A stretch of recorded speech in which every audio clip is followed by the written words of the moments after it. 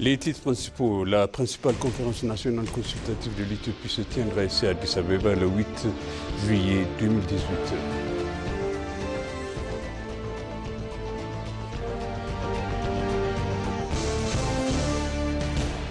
L'Éthiopie s'apprête à lancer son processus historique de réconciliation nationale.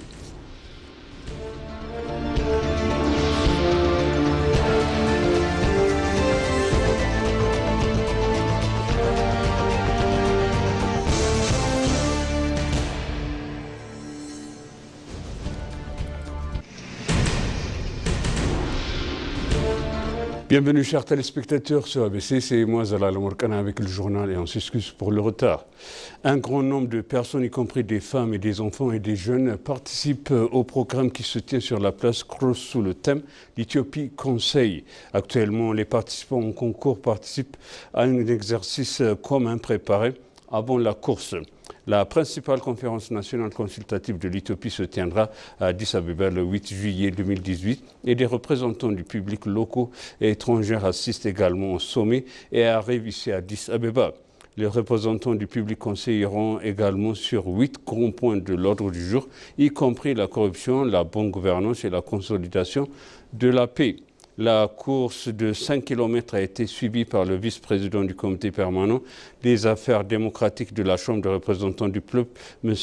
Azraou Ademo, des commissaires de chef de commission nationale consultative éthiopien, le professeur Mesfen Araya, ainsi que de hauts fonctionnaires et de commissaires de la commission.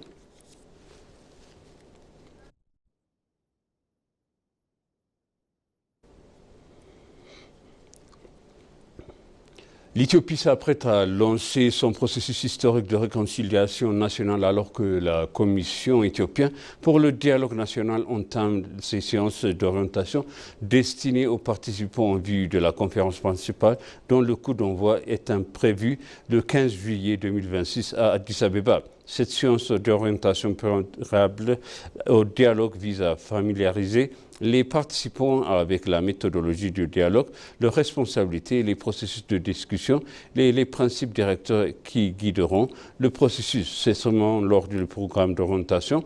Le président de la commission, le professeur Mesfen Araya, a écrit que le dialogue à venir comme une étape importante dans le processus de construction de l'État national éthiopien, affirmant qu'il offrait aux Éthiopiens une occasion historique de rassemblement, de s'écouter les uns et les autres et d'échanger sur les questions cruciales touchant la nation.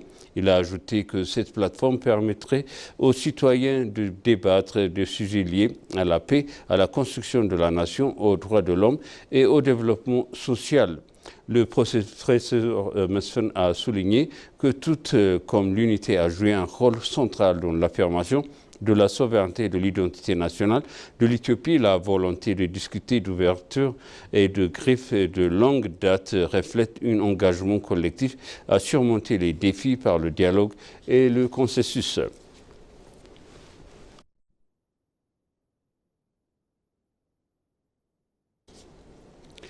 La Banque nationale d'Éthiopie a dévoilé l'édition 2026 de son indice de l'inclusion financière des femmes en un outil destiné aux mesures des progrès accomplis en matière d'égalité et de sexe, d'accès des femmes aux services financiers et leur participation aux postes décisionnels dans le secteur financier du pays. À cette occasion, l'institution a également célébré la remise de diplômes de 1000 jeunes femmes professionnelles de finances formées dans le cadre de l'initiative NewFin qui vise à préparer une nouvelle génération de dirigeants et d'experts du secteur financier. Le gouvernement de la Banque nationale Eyob Takaling a souligné que le renforcement des capacités des femmes et l'investissement en leur faveur demeurent des priorités stratégiques de l'institution. Selon lui, une préparation accrue des femmes est essentielle pour bâtir un système financier plus inclus et plus performant. Les résultats du nouveau tableau de bord montrent une amélioration globale des performances de banque.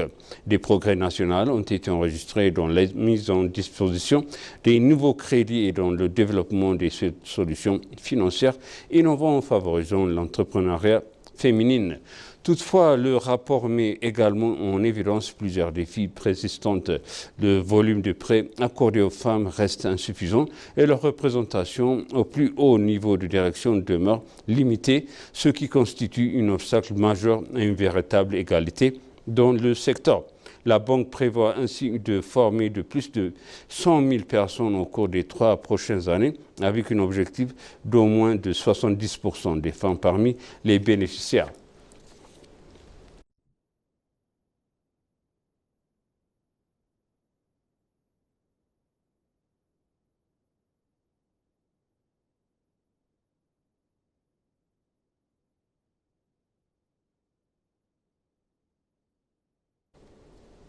Les délégués du Forum international sur la sécurité participent à l'initiative de l'héritage vert ici en Éthiopie.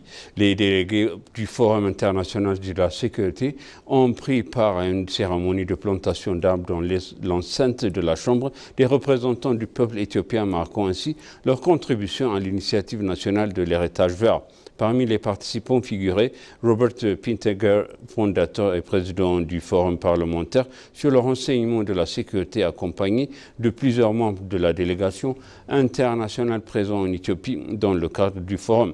Le président de la Chambre des représentants du peuple, Tages Chafo, ainsi que le vice-président Lomi Bedo ont également participé à cette campagne de reboisement aux côtés des invités étrangers, témoignant de l'engagement des autorités éthiopiennes en faveur de la protection de l'environnement.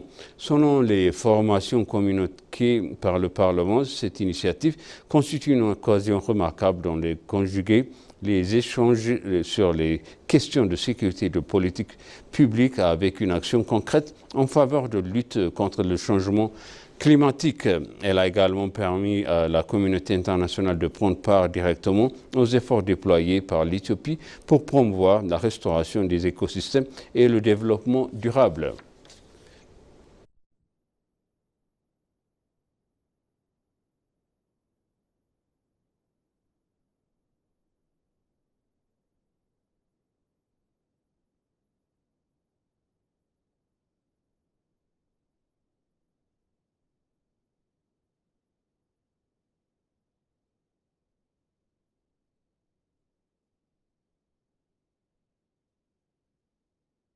L'administration de la sécurité des réseaux d'information, INSA, a annoncé que l'Éthiopie s'est dotée de solides capacités juridiques, organisationnelles et technologiques pour garantir la cybersécurité et de faire face aux menaces numériques. Cette déclaration a été faite à l'issue du Forum parlementaire international sur la sécurité de l'information organisé ici à Addis Abeba pendant 2 jours à partir du 10 juillet 2026. Le directeur général adjoint de l'INSA, Daniel Gouta, a souligné que les cybermenaces ne connaissent pas de frontières.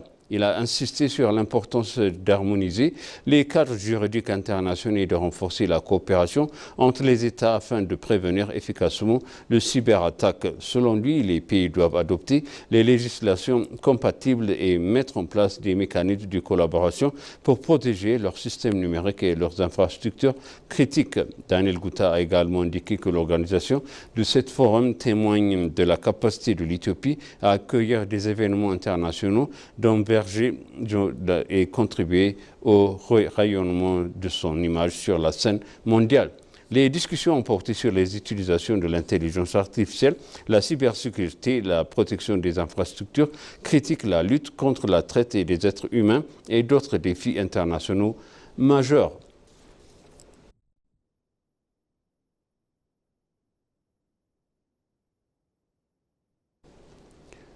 Le ministre du Commerce et de l'Intégration régionale, Kasson Gofé, a déclaré que le gouvernement privilégierait la qualité et la valeur ajoutée des produits afin d'améliorer encore la performance de l'exportation du pays. Le ministère s'est rendu au parc industriel intégré de transformation de produits agricoles de Yirgalem et a observé les activités des entreprises transformant l'avocat, l'huile et le café au sein du parc. Le ministre a ajouté que les réformes et les efforts pour exploiter pleinement le potentiel du secteur agricole et exporter des produits à valeur ajoutée répondant aux exigences du marché seraient intensifiés. Il a encouragé les entreprises à poursuivre leurs efforts dans le sens soulignant les excellents résultats obtenus par l'Éthiopie à l'exportation cette année avec plus de 11 milliards de dollars américains de recettes, a déclaré qu'il convenait d'intensifier les activités du parc industriel.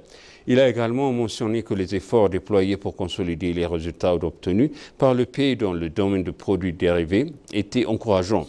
Jason, directeur de la société privée Meimei Buna Processing, spécialisée dans la transformation du café au sein du parc industriel, a indiqué avoir démarré son activité grâce au soutien du gouvernement.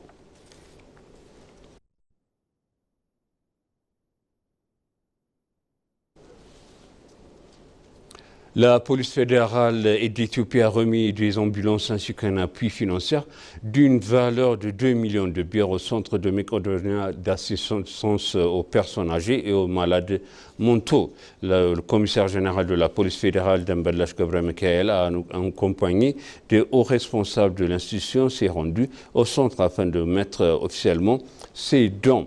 Les responsables du centre ont expliqué qu'ils faisaient face à un manque d'ambulances pour secourir les personnes vulnérables et les transporter vers les établissements de santé. À cette occasion, le commissaire général Dambalash Gabra-Mikael a souligné que la police fédérale ne se limite pas à assurer la sécurité et à servir à la population, mais qu'elle assume également pleinement sa responsabilité sociale. Il a confirmé que ces actions de solidarité poursuivront chaque année, non seulement au siège de Mécodonia, mais aussi dans les antennes régionales. Le fondateur de Mécodonia, Binyam Belleta, a salué cette contribution, estimant qu'elle renforcera la capacité du centre à venir en aide à davantage de personnes diminuées. Fidèle de sa devise, il souffrit d'être humain pour être humain. Mécodonia continue d'offrir refuge, nourriture et assistance aux personnes abandonnées et vulnérables recueillies dans leurs rues.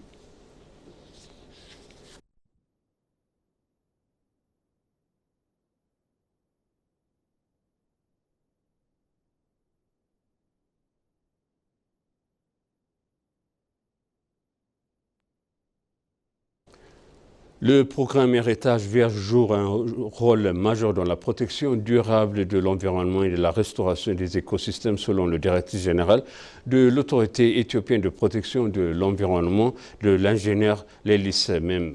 Le programme éthiopien d'Héritage Vert contribue de manière significative à la protection durable de l'environnement en restaurant les terres dégradées et en luttant contre l'érosion du sol et en favorisant la génération des écosystèmes, a déclaré la directrice général de l'autorité éthiopienne de protection de l'environnement, l'ingénieur Lelis Meme.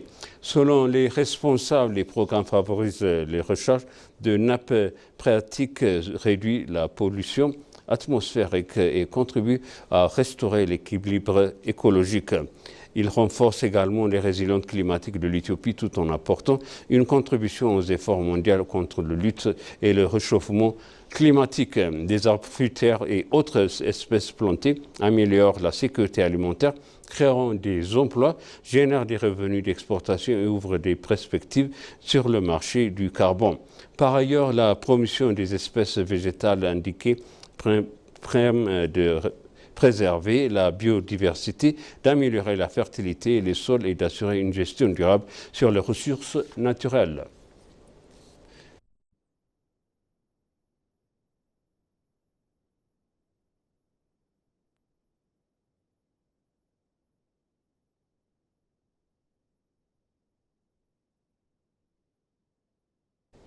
Et maintenant, je répète les titres principaux. La principale conférence nationale consultative de l'Éthiopie se tiendra ici à Addis Abeba le 8 juillet 2018.